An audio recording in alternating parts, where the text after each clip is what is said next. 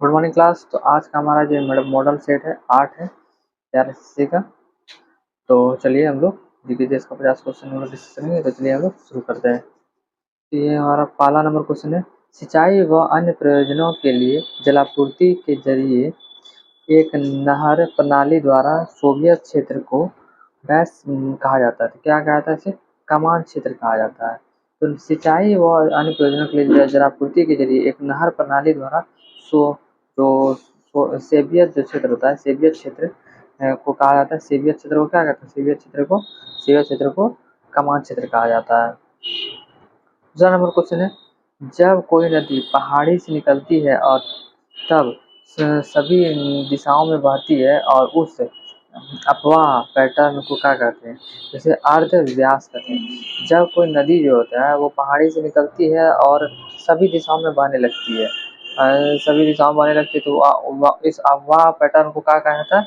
अर्ध व्यास कहा जाता है। क्या कहता है? अर्ध व्यास कहा जाता है। तीसरा नंबर क्वेश्चन है, डाइस सीमाओं का निर्माण तब होता है जब प्लेटें आपस में टकराती है और एक दूसरे प्लेटों के नीचे ढकेल देती है। तो ये महाद्वीपीय प्लेट के साथ होता है। महाद्वीपीय जो होता है, महाद्वीपीय जो होता है सीमाओं का निर्माण, महाद्वीपीय सीमाओं का जब निर्माण होता है कब होता है? जब प्लेट एक दूसरे से टकराती है और एक प्लेट जो है दूसरे को जो दूसरे प्लेट को नीचे धकेलने लगती है। अब आते हैं हम लोग चौथा नंबर क्वेश्चन है,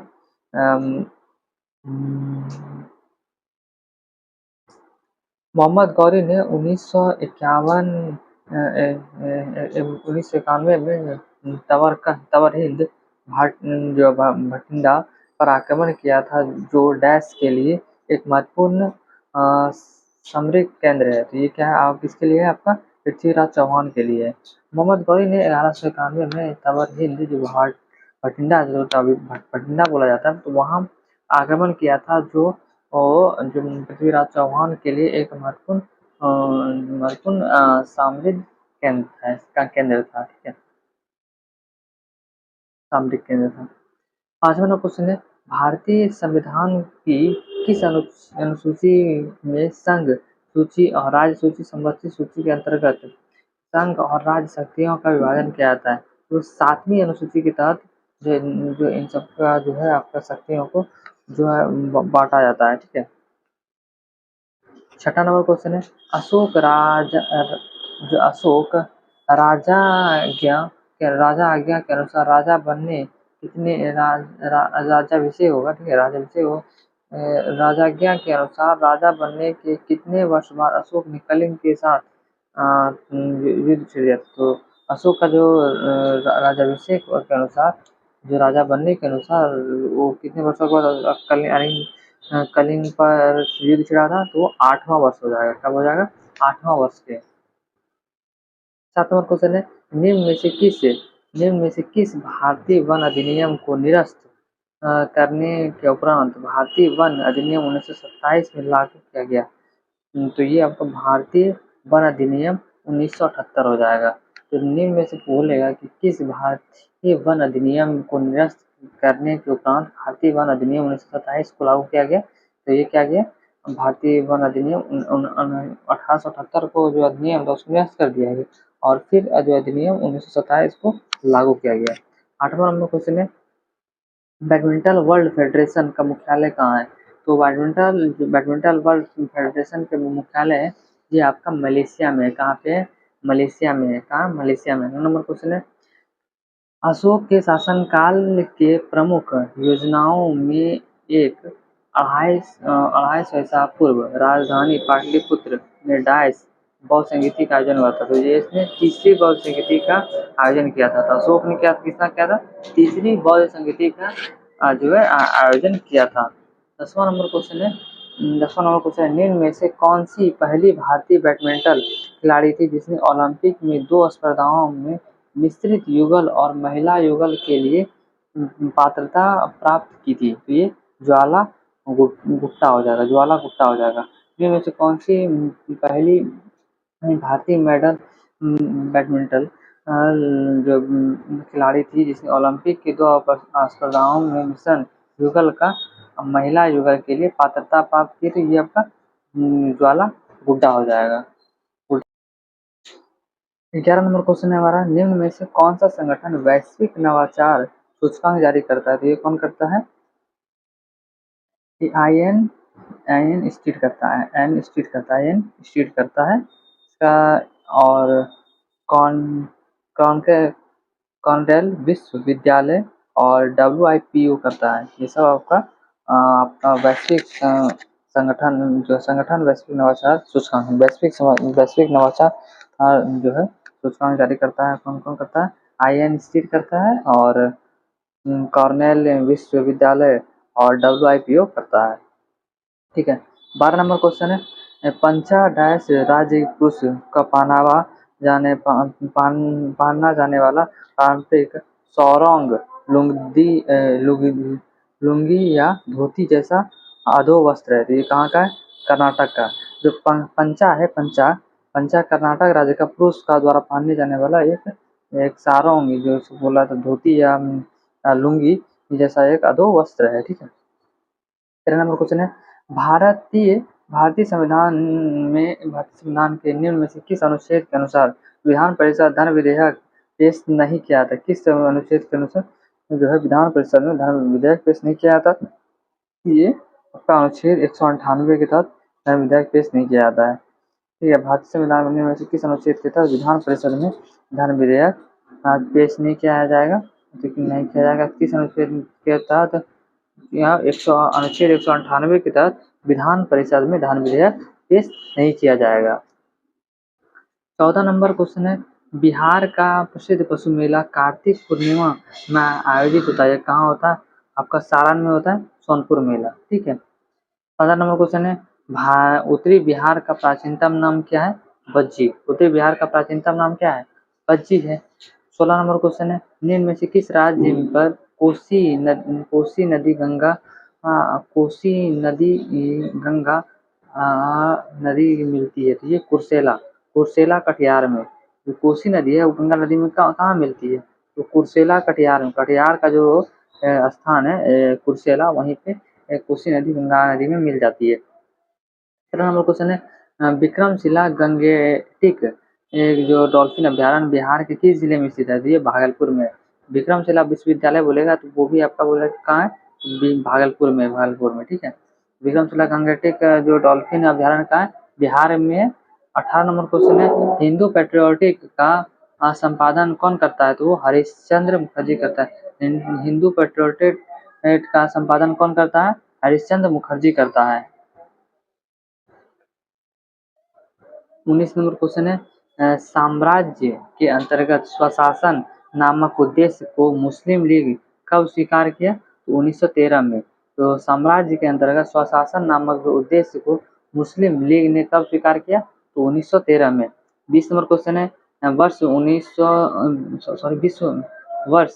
1897 ईस्वी में भारतीय राष्ट्रीय कांग्रेस में अमरावती अधिवेशन में 3 दिवसीय तमाशा किसने कहा था? अश्विन कुमार दत्ता ने कहा था। अश्विन कुमार दत्त ने कहा था कि 1957 का जो भारतीय राष्ट्रीय कांग्रेस का जो अमरावती अधिवेशन हुआ था, उसमें जो ये 3 दिन का हुआ था, उन्होंने क्या कहा था? 3 दिवसीय तमाशा कहा था। किसने कहा था? अश्विन कुमार दत्त ने कहा था। 21 नंबर क्वेश्चन है, जिमारमैन योजना संबंधित व्यक्ति था, कौन था? तो लाला हरदयाल, भूपेन्द्र दत्त और वीरेंद्र नाथ चट्टोपाध्याय, ये सब थे, इसमें तीनों थे। ठीक है। उपयुक्त सभी हो जाएगा। जिमारमैन योजना ये संबंधित व्यक्ति कौन कौन थे? लाला हरदयाल, भूपेन्द्र दत्त और वीरेंद्र नाथ चट्टोपाध्याय थे, तीनों थे। 22 नंबर क्वेश्चन है, किसान नेता मोतीलाल तेजावत संबंधित है, किससे है? ये आपका मेवाड़ के भील आदिवासी आंदोलन से संबंधित है। तो जो मेवाड़ के जो भील आदिवासी जो आंदोलन से संबंधित कौन है? Motilal Tejawat. 23 number question, Simon commission को किस अध्यक्षता में नियुक्त किया गया था? तो किसके अध्यक्षता में? सर जॉन साइमन के अध्यक्षता में इसको नियुक्त किया गया था। ठीक है। 24 नंबर क्वेश्चन है, 1920 में के मध्य में हिंदुस्तानी सेवा दल की शुरुआत किसने किया था? एन एस हार्डियर ने किया था। एन एस हार्डिकर ने किया था। किसने किया था? एन एस हार्डिकर ने किया था। 25 नंबर क्वेश्चन है, जमशेदपुर लेबर एसोसिएशन का स्थापना 1920 में किसने किया था? एस एन हल्दर ने किया था। किसने? एस एन हल्दर ने किया था। ठीक है। 22 नंबर क्वेश्चन है, किसान क्या करे, किसान क्या करे किसने लिखा है? स्वामी शाहजानंद सरस्वती ने। स्वामी शाहजानंद सरस्वती ने किसान क्या करे लिखा है। ठीक है। 27 नंबर क्वेश्चन है, भारतीय राष्ट्रीय कांग्रेस के 28वें सम्मेलन की अध्यक्षता किसने किया है? आर एन माधोलकर ने किया है। भारतीय राष्ट्रीय कांग्रेस के 28वें सम्मेलन की अध्यक्षता किसने किया है? आर एन माधोलकर ने किया है। 28 नंबर क्वेश्चन है, मदरलैंड किसने प्रकाशित किया है? मजहरुल हक ने किया है। किसने किया है? मदरलैंड किसने प्रकाशित किया था? तो ये मजहरुल हक ने किया था। 29 नंबर क्वेश्चन है, पटना युवक संघ जो है आपका स्थापना कब हुआ है? 1927 में। और बिहारी युवक संघ बोलेगा तो 28 में हो जाएगा, पटना युवक संघ बोलेगा तो 27 में हो जाएगा, 1927 में। 30 नंबर क्वेश्चन है, मुस्लिम लीग ने अपनी वार्षिक अधिवेशन नियमित रूप से प्रारंभ किया था। कब किया था? 1925 में किया था। मुस्लिम लीग ने अपना जो वार्षिक अधिवेशन है वो कब प्रारंभ किया था? 1925 में किया था। 21 नंबर क्वेश्चन है, तेभागा तेभागा तेभागा आंदोलन सन 1946 में बंगाल में आरंभ हुआ। तेभागा आंदोलन सन 1946 में बंगाल में प्रारंभ हुआ था। ये किसान सभा के नेतृत्व में हुआ था। किसके नेतृत्व में हुआ था? किसान सभा के नेतृत्व में हुआ था। तेभागा आंदोलन 1946 बंगाल में हुआ था।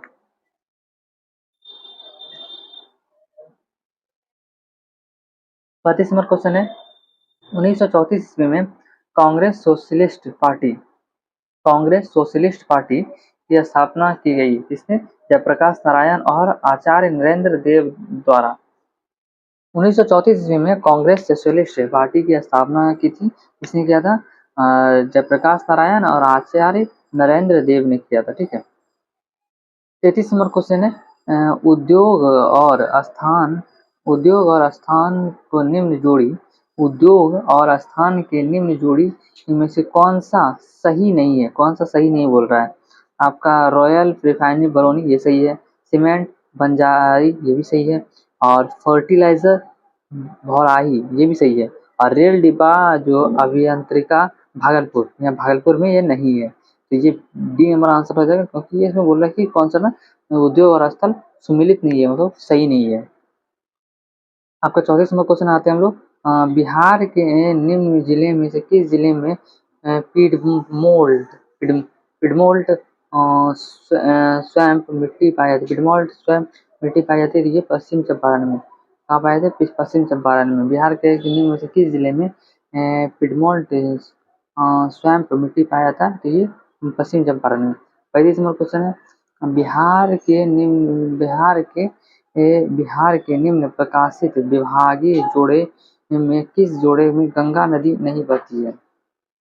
तो ये आपका बिहार के निम्न प्रशासनिक विभागीय जोड़े में किस जोड़े में गंगा नदी नहीं बहती है? तो दरभंगा मुंगेर में बहती है, पूर्णिया भागलपुर में बहती है, और ये आपका तिरहुत और सारण कोसी मगध ये जो है ना मगध में नहीं बहती, ये इसमें नहीं होगा। ठीक है, 3 नंबर हो जाएगा। 36 नंबर आते हैं हम लोग, निम्न में से प्राचीन भारत की कौन सी लिपि दाहिने ओर से बाईं ओर लिखी जाती थी? तो खरोष्ठी। ठीक है, खरोष्ठी लिपि जो थी पश्चिम भारत की, या दाहिने ओर से बाईं ओर लिखा, जैसे उर्दू नहीं लिखा था उसी तरह से खरोष्ठी लिखी जाती थी। 37 नंबर क्वेश्चन है, निम्न में से कौन सा बंदरगाह गुप्त काल में उत्तर भारतीय व्यापार के लिए उपयोग किया जाता था? ये ताम्रलिपि जो बंदरगाह है, तो वो निम्न में से कौन सा बंदरगाह गुप्त काल में उत्तर भारतीय व्यापार के लिए उपयोग किया जाता था? ये ताम्रलिपि बंदरगाह हो जाएगा। 38 नंबर क्वेश्चन है, मुगल चित्रकला किसके नेतृत्व में शीर्ष पे था? शीर्ष बिंदु था। चित्रकला अगर बोलेगा कि शीर्ष पे था तो आपका जहांगीर हो जाएगा। ठीक है, जहांगीर, जहांगीर हो जाएगा। 39 नंबर क्वेश्चन है, अगर स्थापत्य बोलेगा तो वो शाहजहां हो जाएगा। मध्यकालीन भारत में मनसबदारी व्यवस्था क्यों लागू किया गया था? क्योंकि सैनिकों की सुगमता से भर्ती हुए थे, सैनिकों की सुगमता से भर्ती हेतु मनसबदारी व्यवस्था लागू की गई थी। किसके द्वारा किया गया था? अकबर द्वारा किया गया था। 40 नंबर क्वेश्चन है आपका, 40 नंबर क्वेश्चन है, अष्टप्रधान का गठन, अष्टप्रधान का जो गठन है इसने क्या था आपका? ये हो जाएगा शिवाजी ने। अगर अष्ट दिग्गज बोलेगा तो वो कृष्णदेव राय ने हो जाएंगे, ठीक है। 41 नंबर क्वेश्चन है, दिल्ली के किस सुल्तान ने सबसे ज्यादा नहरों का निर्माण किया था? फिरोज शाह तुगलक। फिरोज शाह तुगलक ने दिल्ली सल्तनत में सबसे ज्यादा जो है इन्होंने ही नहरों का निर्माण कराया था। 42 नंबर क्वेश्चन है, बंगाल की खाड़ी समुद्री डकैती हेतु हुगली नदी का उपयोग कौन करता था? ये पुर्तगाली करते थे।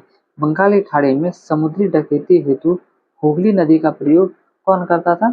वो पुर्तगाली करता था। 43 नंबर का क्वेश्चन है, ठगों का उन्मूलन किसके नेतृत्व में हुआ था? तो वो कैप्टन कैप्टन स्टीमन ने किया था। किसने किया था? कैप्टन स्लीमन ने किया था, कैप्टन स्लीमन ने किया था। 44 नंबर क्वेश्चन है, अफगानिस्तान के प्रति आक्रामक नीति किस वायसरॉय ने अपनाई थी? तो ये लॉर्ड लिट्टन ने किया था। किसने किया था? लॉर्ड लिट्टन ने किया था। 45 नंबर क्वेश्चन है, व्यक्तिगत सत्याग्रह आंदोलन के प्रथम सत्याग्रही कौन थे? विनोबा भावे। व्यक्तिगत सत्याग्रह आंदोलन के प्रथम बोलेगा सत्याग्रही कौन थे? तो विनोबा भावे हो जाएगा इसका, ठीक है। 46 नंबर क्वेश्चन है, जो है लंदन में इंडिया हाउस के संस्थापक कौन है? तो ये हो जाएगा श्यामाजी कृष्ण वर्मा। श्यामाजी कृष्ण वर्मा हो जाएगी। लंदन में इंडिया हाउस के संस्थापक कौन है? तो ये श्यामाजी कृष्ण वर्मा। 47 नंबर क्वेश्चन है, भागलपुर में नमक सत्याग्रह का नेतृत्व किसने किया था? आपका महादेवलाल सराफ हो जाएंगे। 48 नंबर क्वेश्चन है, सन 1939 में बिहार में अंबारी सत्याग्रह का नेतृत्व किसने किया था? राहुल सत्याग्रह ने। अंबारी सत्याग्रह किसने किया था? राहुल संकृत्यायन ने किया था। 49 नंबर क्वेश्चन है, वह प्रथा जिसके तहत किसान स्वयं भूमि का मालिक होता है और सरकार को भू राजस्व भुगतान के लिए जिम्मेदार माना जाता है। तो ये हो जाएगा आपका रैयतवाड़ी। रैयत बोला जाता है किसान को जो खुद भूमि का स्वयं का मालिक होता है, ठीक है। तो ये रैयतवाड़ी प्रथा हो जाएगी। जिम्मेदार भुगतान भी, भू राजस्व भी जिम्मेदार कौन होगा? किसान होगा। 50 नंबर क्वेश्चन है, निम्न में से कौन सा प्रत्यक्ष वित्त स्रोत नहीं है? प्रत्यक्ष वित्त स्रोत नहीं है आपका नाबार्ड। आपका क्षेत्रीय ग्रामीण बैंक हो जाएगा प्रत्यक्ष वित्त स्रोत। स्टेट बैंक, SBI भी हो जाएगा, इलाहाबाद भी होगा। नाबार्ड क्या होगा? नाबार्ड क्या है? ये वित्त स्रोत नहीं है। तो ये हमारा आज का जो 50 क्वेश्चन है ये हमारा कंप्लीट हुआ। ये किसी भी बिहार के एग्जाम के लिए यह स्पेशल बिहार SSC के लिए है ये, ठीक है। यहाँ हम लोग आज 8वां सेट किए, इसका हम लोग नेक्स्ट वीडियो में 9वां सेट करेंगे। Thanks for watching. जय हिंद।